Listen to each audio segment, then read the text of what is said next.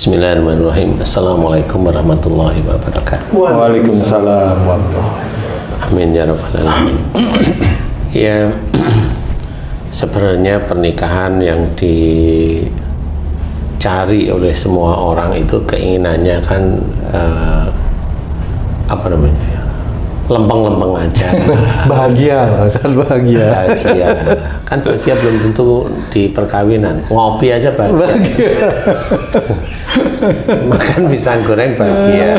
Bahagia sesaat ya. Bahagia sesaat. Jadi yang diinginkan seperti itu. Nah, kasus seperti temennya Haji J tadi memang sudah betul. Jadi kalau memang dia punya selingkuhan ya dinasihati, tidak boleh lah.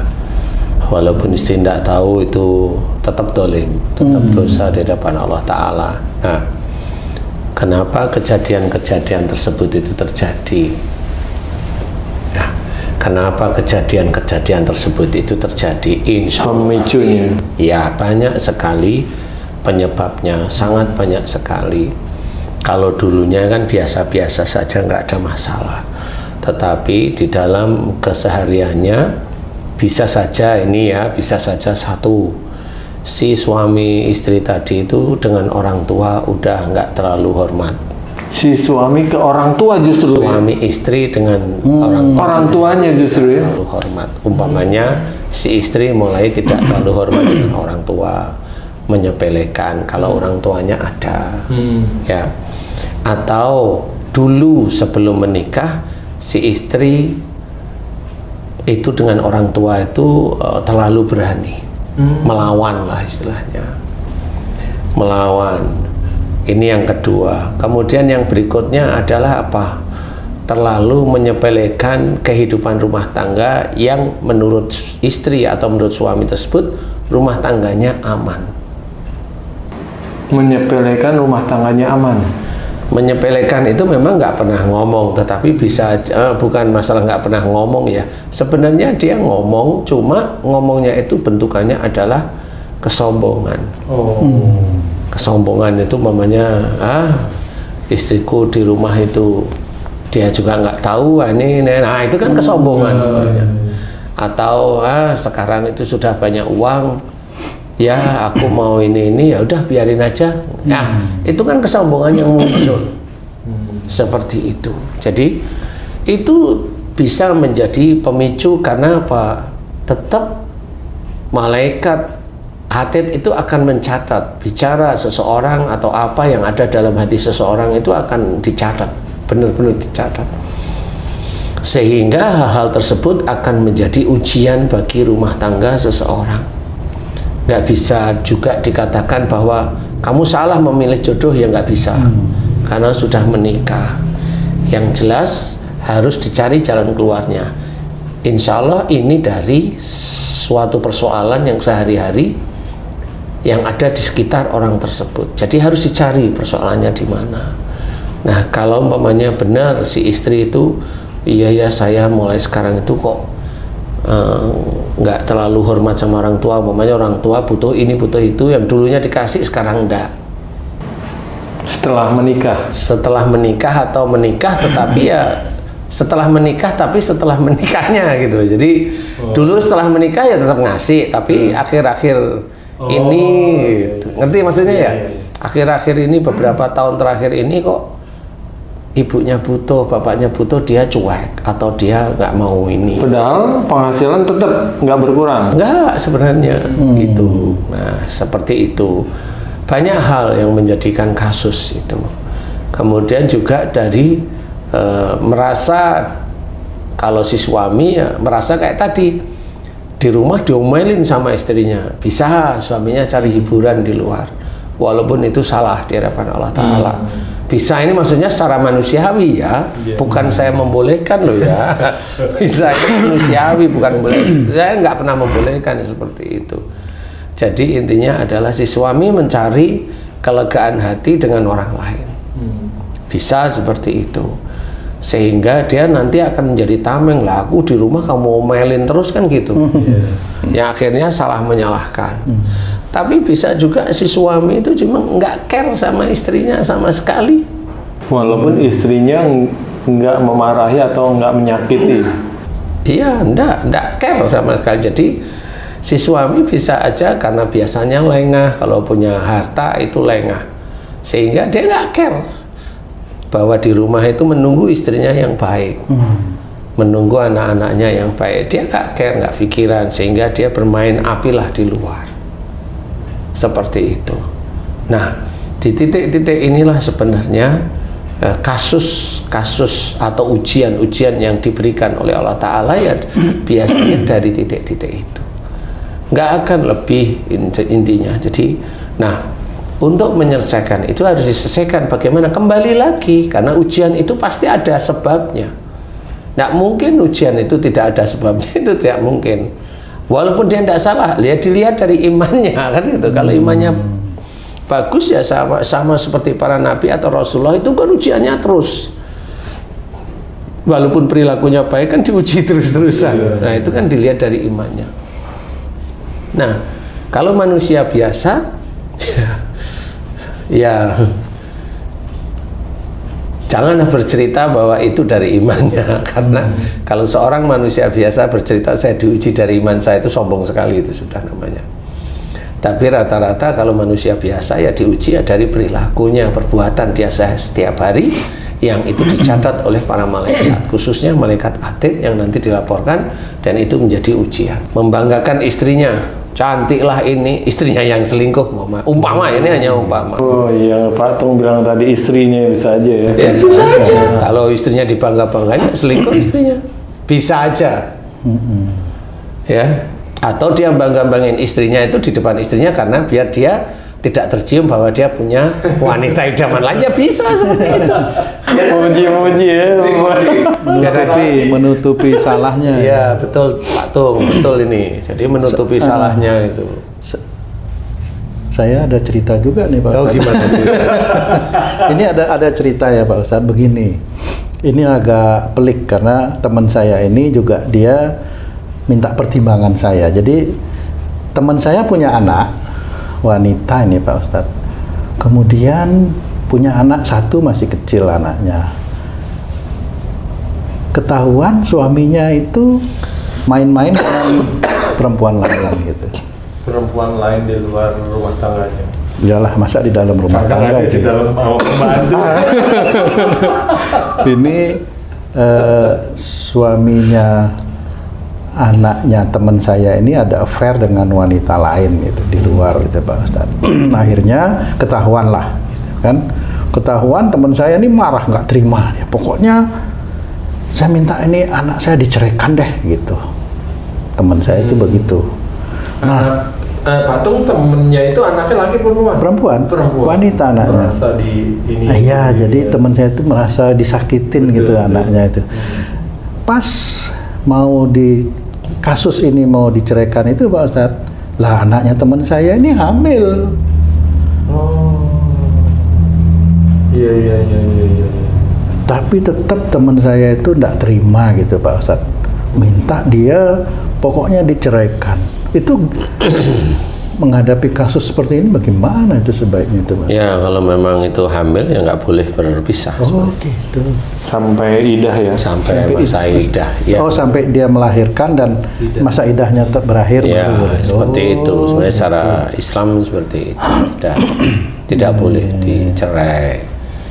Nah, kalaupun memang pengennya pisah, monggo-monggo aja, namanya manusia kan semaunya sendiri. Kalau momennya Islam nggak boleh selingkuh, dia selingkuh, monggo-monggo aja. Yang rasain dia kan gitu, ngerasain apa? Enaknya. Nah, kan gitu, bener ini. Saya tanya teman saya itu ya, loh, kok bisa jadinya apa itu mertua ya? Iya. Saya bilang kok bisa tuh mantumu itu selingkuh? Katanya lewat ini apa namanya, Facebook. Berteman lewat Facebook. Jadi dia awalnya sih iseng katanya gitu. Tapi nggak ada penyesalan untuk kembali ke jalan yang benar gitu. Ya itu belum sampai jalan yang benar itu. Jadi harusnya itu tegas. Kalau itu kayaknya susah. Tegas aja. Harusnya gitu kan jawab. Kamu coba jawab lagi. Kenapa nggak kembali ke jalan benar? Coba. Kayaknya susah itu. Oh, susahnya karena keenaan gitu. Nggak tahu ya. Kan intinya kan ada permasalahan seperti itu. Kemudian teman saya ini pokoknya nggak bisa minta cerai gitu. Ya sih, sebenarnya kalau cerai nggak boleh ya kalau hamil ya. Itu jelas jangan. Ya. Kemudian kalau memang itu dikerjain, monggo. Saya nggak bisa cerita di situ. Kemudian, nah itu tadi kalau memang menantunya temenmu itu main-main dengan Facebook, mamanya dengan ini, dengan itu, main-main. Iya. Sosmed lah ya, sosmed itu. Itu kan dia iseng-iseng aja, iseng-iseng yang dia sendiri ya begitulah tergoda dengan kondisinya. Sehingga dia tidak memunculkan tanggung jawabnya sebagai seorang suami, dia tidak memunculkan tanggung jawabnya sebagai menantu yang baik kan. Nah iseng itulah sebenarnya bisa mengawali. Kenapa? Macam-macam itu alasan iseng itu. Alasan iseng itu macam-macam. Karena apa? Karena imannya si anaknya temenmu itu ya kurang, kemudian egonya anaknya temenmu ya tinggi, kemudian emosional anaknya temenmu ya tinggi, itu bisa menjadikan ketemunya ya laki-laki yang seperti itu. Iya, saya sering juga itu Ustaz, karena penyebabnya karena istri gitu loh, yang menjadi penyebab suami ini seperti demikian tuh yang mendorong untuk salah satunya seperti. Nah, kamu kenal nggak dengan anaknya temenmu itu? Kalau umpamanya egonya tinggi, umpamanya emosionalnya tinggi, diatur agak susah umpamanya. Kalau sepintas saya lihat sih agak baik-baik aja sih Pak Ustadz. Baik-baik aja Baik sih. itu wajahnya baik atau memang perilakunya baik-baik aja sih ya. Karena Patung sepintas ya dekatnya dengan temannya Patung, bukan dengan anaknya. Ya kan nggak pernah ngomong masalah ini, masalah itu, sehingga tidak pernah menjajaki. Jadi kalau hanya dilihat ya nggak bisa. Jadi intinya kalau saya mengamati hampir semua kejadian itu, insya Allah ujian itu diberikan pasti ada penyebabnya. Nggak mungkin tidak ada. Jadi kalau ada orang, ini anakku ini baik-baik aja, nurut, ini kok dicerai sama suaminya, nggak mungkin. Satu yang dibilang teman saya itu Pak Ustadz, itu salahnya dia, itu kan pilihan dia. Gitu tuh teman-teman saya ngomong tuh. Salah anaknya. Iya disalahin Pilihan anaknya. Padahal teman saya ini udah nyiapin juga jodoh untuk anaknya. Itu loh jadi kayak gimana itu? Rasain gitu istilahnya, pilihanmu gitu ya. Ya, jadi kan nggak bisa seperti itu. Makanya kalau tadi saya cerita berarti anaknya itu egonya tinggi, emosionalnya tinggi, sulit untuk diatur. Nah itu seperti itu. Makanya insya Allah ya itu dapatnya suami yang begitu itu, semaunya sendiri kan sekufu. Emosinya tinggi, sulit diatur, egonya tinggi. Itu kan semaunya sendiri dia. Nah, ketemu sama suami yang semaunya sendiri kan sekufu itu namanya.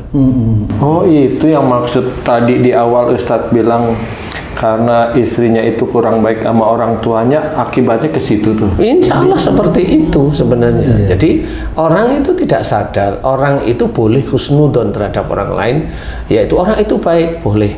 Tetapi kita kan diminta oleh Allah Ta'ala jujur. Nah bisa aja salah satunya adalah memang dari orangnya itu sendiri, entah itu dari wanitanya. Ada sebabnya. Ada sebabnya. Jadi ini juga bagi teman-teman yang lain yang dia sudah menikah, tapi sudah mulai dilihat ada faktor-faktor itu, cobalah mulai saat ini. Jika orang tuanya masih hidup, hormati kembali orang tua, sayangi orang tua, sayangi anak-anak yatim, kan begitu ya.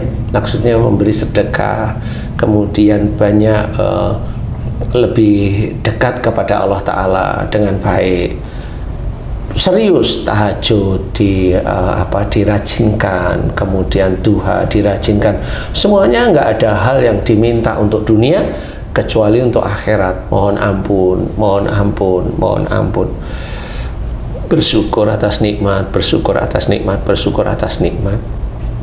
Dari titik itu mudah-mudahan yang saya ceritakan tadi menyayangi orang tua, kemudian care dengan orang tua, kemudian memberi sedekah pada yatim piatu, kemudian ibadah diperbanyak, itulah masuk kategori innallaha la yughayyiru ma biqaumin hatta yughayyiru ma bi anfusihim. Sesungguhnya Allah tidak akan merubah sesuatu kaum sehingga kaum tersebut merubahnya. Kenapa? Harus dirubah di titik itu. Insya Allah siapa tahu dari titik itu kita berubah, takdirnya yang sebenarnya itu suaminya mau selingkuh malah nggak jadi. Itulah perubahan-perubahan Islami yang harus kita kerjakan. Nah, bagi teman-teman yang lain, ayo kita kerjakan agar keluarga kita itu dihindarkan oleh Allah Ta'ala dari hal-hal yang tidak baik. Jadi mengerjakan sesuatu kebaikan karena Allah Ta'ala. Nah, insya Allah mudah-mudahan itulah yang dinamakan perubahan. Berubah, tapi bukan berubah hanya cuma cari ekonomi tok loh ya. Nggak. Berubah lebih dekat kepada Allah Ta'ala, itu juga ada perubahan. Dan yang dianjurkan oleh Allah Ta'ala seperti itu sebenarnya. Itu tadi Ustaz bilang kan, tapi tetap juga kan meningkatkan kecintaannya kepada suami kan? Oh iya, tetap lah ya. Jangan membanggakan suami, karena kalau suami itu dibangga-banggain terus juga nanti belum dia remnya. Itu kalau membanggakan suami akibatnya apa Ustaz? Ya suaminya selingkuh bisa aja. Oh gitu. Iya, suaminya selingkuh bisa, kemudian harta yang dulunya gampang sulit bisa, semuanya bisa. Karena membanggakan suami itu kan masuk istilahnya kategori fasik. Itu yang harus dimengerti. Makanya banyak sekali keluarga yang seperti itu ya karena itu. Ada artis suami istri masih muda, yang cewek selingkuh. Karena apa? Karena yang bukan lakinya duitnya kurang. Ya normal manusia loh ya. Kalau duitnya kurang, istrinya selingkuh. Kalau duitnya banyak, suaminya selingkuh. Iya, iya gitu. Ya Tung ya? Nggak tahu. Jadi kita harus waspada bagaimana ujian Allah itu ada di sekitar kita. Semua itu ada di sekitar kita, termasuk teman-teman saat ini barangkali suaminya itu diragukan di luar rumah. Ya, saya hanya mengajak untuk cobalah hormati orang tua, sayangi orang tua, hormati suami, coba berkata-kata yang baik dengan suami walaupun feeling kayaknya suami saya selingkuh nih. Udah pura-pura enggak tahu, hormati suami. Kemudian perbanyak dekat dengan Allah Ta'ala, memberikan harta-hartanya sebagian pada anak yatim, orang yang meminta atau orang yang tidak meminta. Insya Allah mudah-mudahan nanti Allah memberikan jalan kepada suaminya yang sebenarnya bisa aja selingkuh tapi feeling itu kuat. Mudah-mudahan kembali ke jalan Allah. Amin. Jadi kita harus waspada. Jadi tidak bisa umumnya suami selingkuh cerai, ya nggak boleh seperti itu. Gitu. Jadi kalau mulut itu mudah seperti itu mulut itu kacau, itu tidak bisa. Harus dicari persoalannya, kemudian dikembalikan pada Allah Ta'ala, biar Allah nanti yang ngatur, kan seperti itu. Jadi kalau bagi suami yang saat ini sedang selingkuh, hormati istri yang di rumah. Jangan bilang, istri saya bawel Ustadz. Enggak, kadang-kadang istri bawel itu karena ya kamunya sendiri yang memang sering merepotkan dia. Kan gitu sih, ya kan? Kecuali kalau istrinya sering merepotkan suaminya, lah ini boleh lah. Boleh suaminya bawel maksudnya, bukan boleh selingkuh. Saya juga tidak menyuruh untuk selingkuh. Boleh suaminya itu bawel agak kenceng seperti itu. Gitu Ji. Jadi bagi laki-laki yang memang ingin dekat sama Allah Ta'ala, jangan lakukan hal-hal tersebut ya, jangan lakukan. Karena rusak semuanya, akan rusak semuanya, akan bingung memilah. Jadi belajar bagi suami-suami yang saat ini lagi selingkuh, tobatlah pada Allah Ta'ala, kembali pada istri, minta maaf, jadikan hubungan itu baik. Tapi satu lagi, jangan terlalu keras dengan istri. Kalau memang kamu kondisinya emosionalnya tinggi, keras, kaku, keras kepala, enggak perlu. Jadi suatu hal yang harus diketahui itu. Jadi hormati istri karena Allah. Bagi istri hormati suami karena Allah. Bagi istri dan suami sayangi orang tua karena Allah. dan nanti Allah akan memberikan rizki-rizki yang baik. Sama itu nanti akan ketemunya salah satunya dalam Quran. Wa fis sama'i rizqukum wa ma tu'adun. Di langit ada jalan rezekimu, berarti ini yang baik nih. Bagaimana caranya rizki-rizki baik itu diberikan? Yaitu bisa diawali dari innahum kanu qabla dzalika muhsinin. Sesungguhnya mereka di dunia selalu berbuat kebaikan. Jadi berbuat baiklah karena Allah, jangan berbuat baik biasa. Berbuat baik karena Allah. Bismillah, bismillah. Nah, mudah-mudahan ini manfaat bagi suami-suami yang sudah terlanjur selingkuh, kembali ke rumah, tobat pada Allah Ta'ala, jangan dilakukan lagi. Begitu sedulur beriman, mudah-mudahan ini manfaat. Kembalilah kita pada Allah Ta'ala agar kita, kehidupan kita baik-baik aja sampai nanti ajal menjemput. Dan mudah-mudahan nanti kalau ajal menjemput, mudah-mudahan Allah memberikan jalan kita untuk insya Allah bisa diizinkan masuk surga. Amin. Alhamdulillah. Terima kasih banyak Pak Ustadz penjelasannya. Sahabat beriman dimanapun berada, mudah-mudahan apa yang telah disampaikan oleh guru kita bisa kita aplikasikan dalam kehidupan kita sehari-hari. Amin. Sampai jumpa di video kami yang lain. Wassalamualaikum warahmatullahi wabarakatuh. Waalaikumsalam warahmatullahi wabarakatuh. Alhamdulillah.